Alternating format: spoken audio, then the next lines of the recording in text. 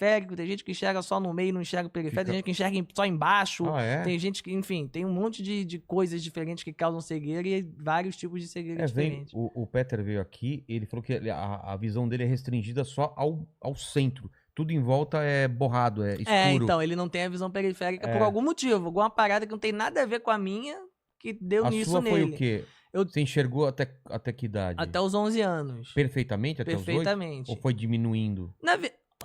Ela foi diminuindo? Não, eu chegava perfeitamente até os 11, mas hoje eu consigo entender que eu acho que eu já nasci enxergando mal do meu olho esquerdo. Tá. Mas hoje eu tenho essa referência. Como eu já nasci assim, eu achava que o normal era aquilo mesmo. Era a pessoa enxergar mal do olho esquerdo e melhor do olho direito. Eu resolvi isso na minha cabeça, que como eu sou destro, então, moleque, eu não sabia. Depois que eu fiquei cego, eu fui entender, eu falei, caramba, então eu já tinha essa limitação visual. Só que você enxergar de um olho, você se vira super bem. Não compensa, talvez, né? Não tem muita limitação nisso, assim. Então, mas o que ocasionou a minha cegueira de fato foi que com 11 anos eu tive uma trombose cerebral, que são coágulos, entupimentos de veias e tal. Eu tive isso no cérebro, vários trombos, o sangue com dificuldade de circular por diversos lugares. E aí parou o meu cérebro, uma veia do meu cérebro parou de irrigar os meus nervos ópticos, que são os nervos que ligam o olho ao cérebro. Sim. O daqui vem pro lado de cá do cérebro, daqui vem pro lado de cá, faz um X. Então, por conta disso, esses nervos ópticos atrofiaram. Então, eu tenho atrofia nos nervos ópticos por decorrência de uma trombose cerebral. Foi uma sequela, entendeu?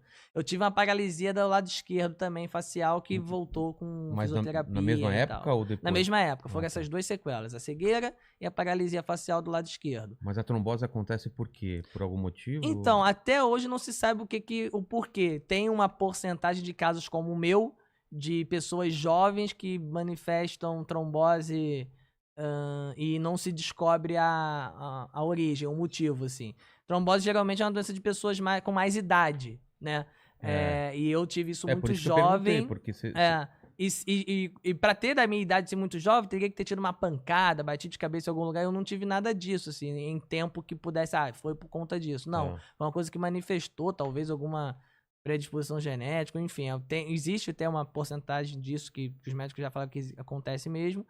E eu tive essa trombose cerebral com 11 anos muito novo, o que por um lado, né, fazendo exercício de olhar pro lado bom, foi ótimo, porque eu fiquei muito tempo e não tinha cirurgia na época pra fazer, então tinha que ser clinicamente mesmo para resolver. E eu, por ser jovem, o meu organismo conseguiu suportar aquilo que eu tava passando por mais tempo, né? Entendi. Eu cheguei... os médicos chegaram a me dar 10 dias de vida, assim, tipo, se em 10 dias... Caramba! Se em 10 dias... Isso também vinha saber depois e tal. Meus pais, na época, criança, não percebia. Mas... os meus pais contando e tal, porque o que acontece? É um trombo. Aí o sangue passa com dificuldade ou não passa. Aquilo vai crescendo, o sangue vai acumulando ali. Se aquela vez estourasse, um abraço.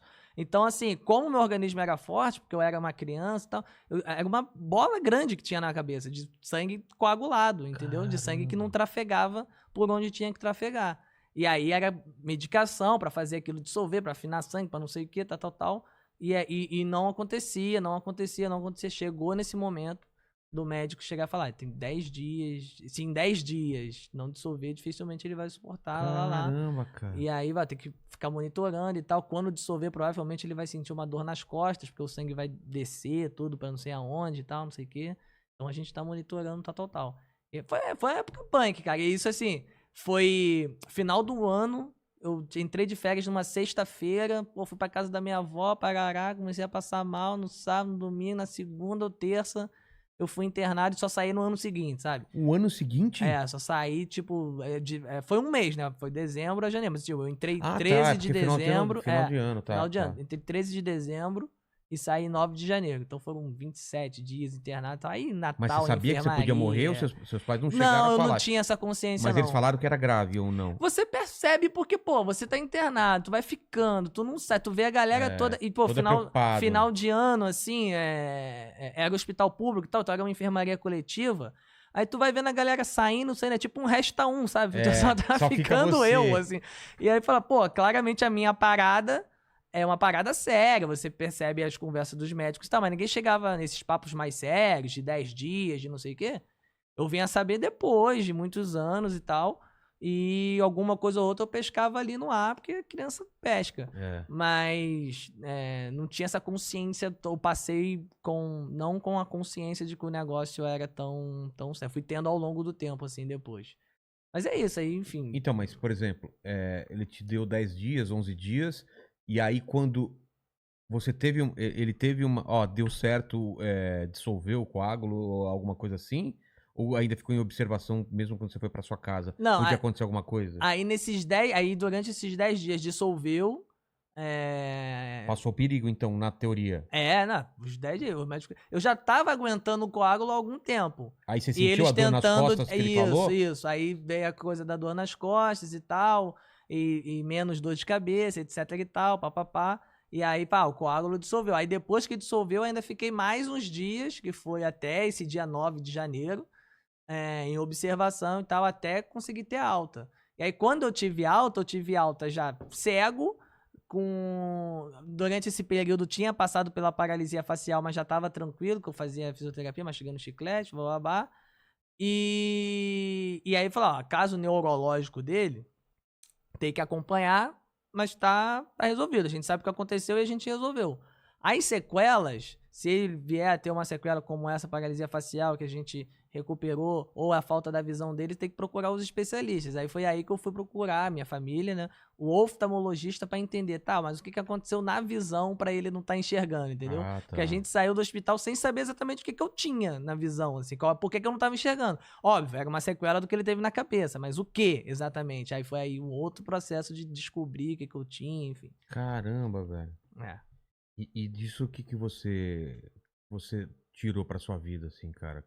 Isso que aconteceu contigo? Você na época ficou revoltado? Você aceitou de cara? Como que foi isso? Não, Porque, cara... você era moleque, né, cara? Sim. Teve duas coisas. Teve uma, assim, um alívio de você estar saindo de uma situação que você